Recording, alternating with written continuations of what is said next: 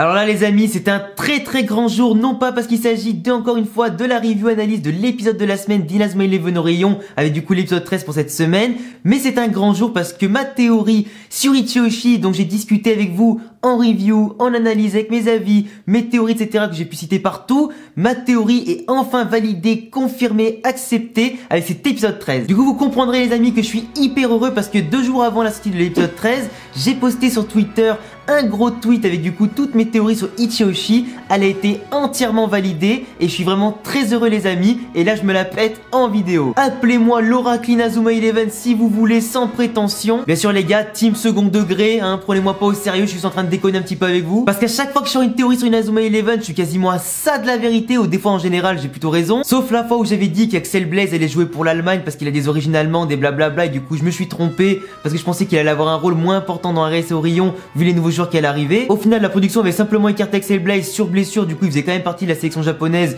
d'où le fait que j'étais parti un petit peu trop loin. Mais cette fois ma théorie sur Ichiyoshi, Mitsuru et Hikaru surtout a été validé par la production. Du coup les amis, je suis extrêmement heureux de faire cette review et analyse cette semaine encore une fois avec vous. Et là je pense les amis que par rapport à la production, certains d'entre vous qui n'étaient pas contents du scénario par rapport aux vues et revues, par rapport à la situation qu'il y avait eu dans Inazuma Eleven Go avec Victor notamment et son frère, était soi-disant du vu et revu ici. Là les amis, vous devez vous excuser parce qu'en réalité ils ont mis une quenelle vraiment à tout le monde avec un mélange de la situation d'Inazuma Eleven Go et celle des premières saisons avec notamment Sean et Hayden. On a donc eu droit à un Ichiyoshi qui était en proie à un problème de crise de personnalité, de double personnalité, plus le fait qu'il était certain que son frère était encore vivant parce qu'il se persuadait lui-même que son frère était toujours vivant. J'avais mis sur Twitter du coup pour vous montrer un petit peu mon tweet le fait que Ichiyoshi en réalité n'était pas Mitsuru le grand frère mais en réalité Hikaru le plus petit qui était encore vivant et non pas le grand frère qui était vivant par rapport déjà à l'indice des yeux. J'ai expliqué qu'il avait un trouble de la personnalité. J'ai également aussi expliqué que le programme d'Orion avait parfaitement compris le problème d'Ichiyoshi par rapport à son problème de personnalité,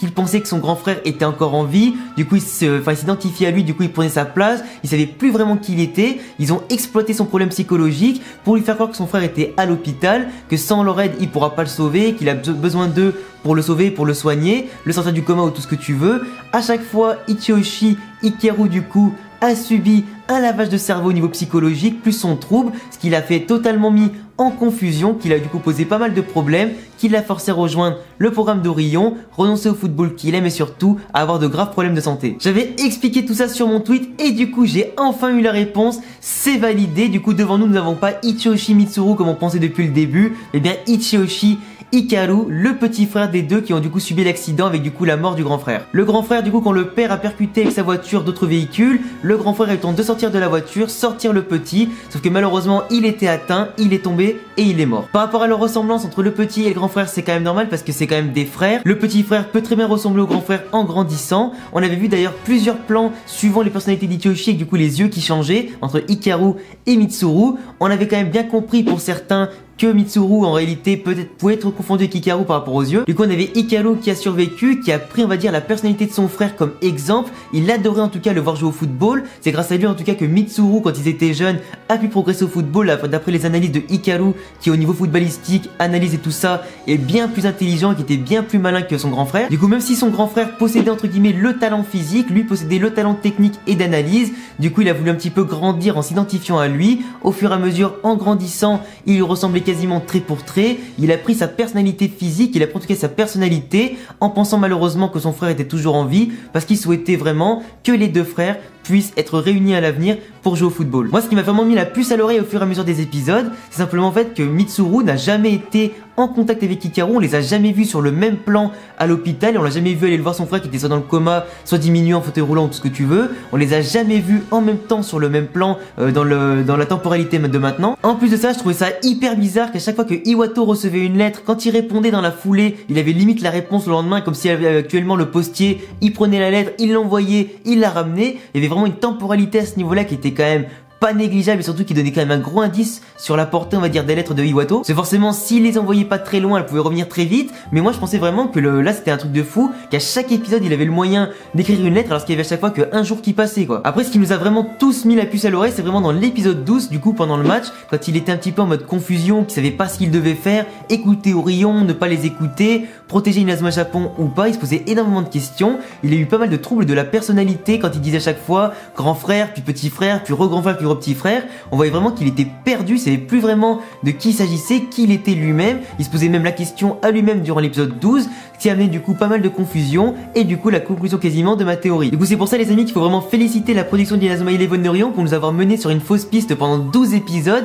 pour au final revenir entre guillemets sur un gros clin d'œil des premières saisons, mais du coup le coup de Sean et Aiden, comme quoi du coup Aiden était mort mais que sa personnalité était rentrée dans celle de Sean. Là c'est quasiment le même cas parce que ça a été mélangé celui de Victor dans du coup Inazuma Eleven Go et c'était vraiment un très bon scénario et je les félicite. On a donc Hikaru qui a grandi au fur et à mesure en prenant exemple son frère parce qu'il était vraiment hyper fan de lui au niveau de son talent footballistique. Au fur et à mesure comme il a grandi, il a plus pris de personnalité, il a vraiment plus endurci son caractère, il a fini par prendre celle de son frère, la mélanger à la sienne, inverser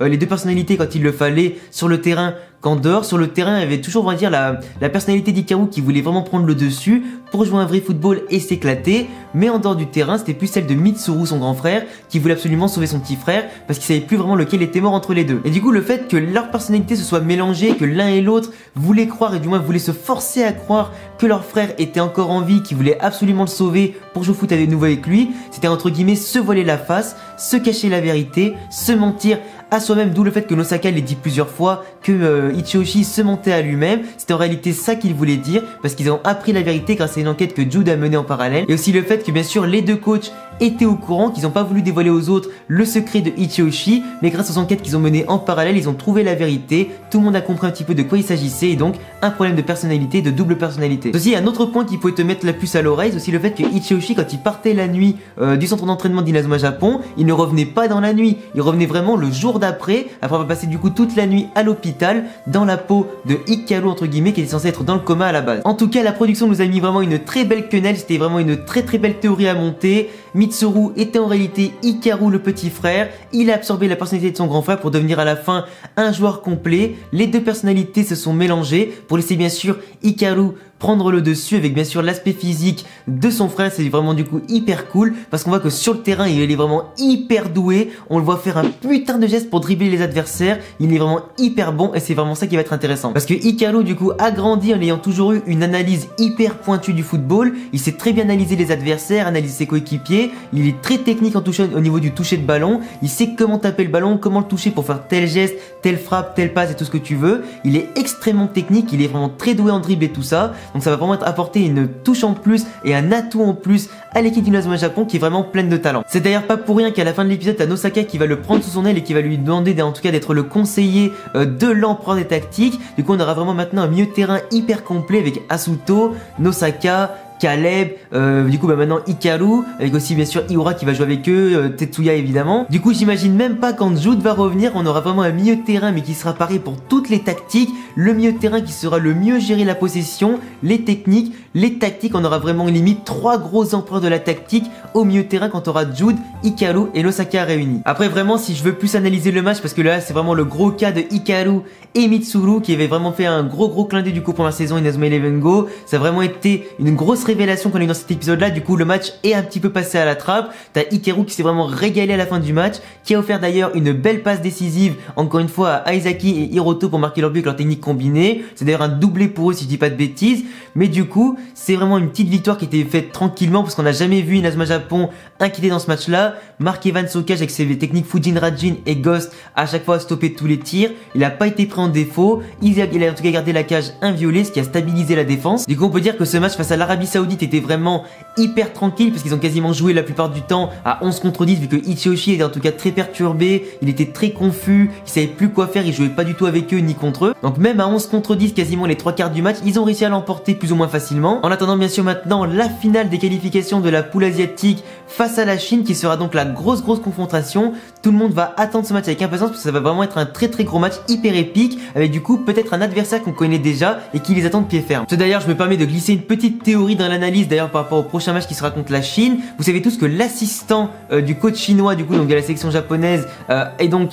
Kobun, donc le petit avec le masque. On sait tous évidemment qu'il y a un autre personnage qui est intervenu très récemment avec la personne de Muteki Gahara qui monte en l'air à chaque fois avec ses dribbles et tout ça, tous ces petits exercices, les joueurs d'Inazuma Japon lorsqu'ils sont un petit peu isolés à 4-5. J'avais déjà dit dès le premier épisode d'Inazuma Eleven Orion que Kobun et justement Muteki Gahara posséder le même doubleur dans la série. Ils ont donc la même voix, ils ont la même taille et tout ça, ils sont très techniques et très agiles, qu'on a pu les voir tous les deux s'entraîner différemment. On voit en tout cas pas mal de coïncidences à propos de ces deux-là. D'après les synopsis des prochains épisodes, la révélation sera faite et je suis prêt à vous parier tout ce que vous voulez qu'en réalité Kobun et Muteki Gahara sont la même personne et qu'en plus de ça, ils jouent pour la Chine. Et du coup, c'est pour ça qu'à mon avis, le gros test d'Inazuma Japon sera bien sûr au prochain match contre la Chine avec Muteki Gahara qui sera la figure de proue de l'équipe de la Chine, qui essaiera en tout cas un maximum de les humilier, de leur faire passer un gros test avant le mondial. Surtout qu'à chaque fois, encore gros indice, comme par hasard à chaque match d'Inazuma Japon, on voit à chaque fois Muteki Gahara ou du moins Kobun qui n'est jamais présent. Il est toujours présent aux entraînements mais jamais présent durant les matchs, ou du moins très peu. Coïncidence ou pas, son absence et le fait qu'il est parti jouer les matchs avec la Chine entre temps? Moi je pense pas. Pour revenir un petit peu sur le match également aussi contre l'Arabie Saoudite, on voit aussi notamment que Nathan et Sean avaient bien sûr fait semblant de se blesser par rapport à la technique de l'Osaka qui a été mise en place par lui-même. Je l'avais deviné bien évidemment dans mes review analyses et vous l'aviez aussi deviné pour la plupart d'entre vous dans les commentaires, comme quoi ils avaient fait semblant de se blesser. C'était bien sûr un coup de l'Osaka pour perturber un maximum Ichioshi. L'Osaka avait aussi évidemment menti sur le fait que s'il prenait un coup à la tête, ça pouvait le blesser. C'est pour ça aussi que certains joueurs comme Iura Asuto le disaient à voix haute pour que autant l'équipe adverse l'entende que Ichioshi. Donc pour le cas qu'il allait vraiment être en danger, qu'il allait devoir lui mettre un grand coup pour le mettre hors d'état de nuire, qu'il aurait pu mener à bien son plan du coup pour Orion. Au final il s'était retiré, il avait retiré son pied et sauvé entre guillemets Nosaka en pensant que ça allait vraiment lui faire mal. Au final Nosaka avait encore une fois tout prévu de A à Z et le plan fonctionnait comme prévu. En tout cas c'était un épisode super émouvant, on les a vus tous essayer les uns après les autres de lui envoyer le ballon sur le terrain pour faire ressurgir un maximum la personnalité d'Hikaru, faire en sorte que Hikaru prenne le dessus sur Mitsuru, qui finissent tous les deux par se réconcilier entre guillemets, par accepter la mort de l'un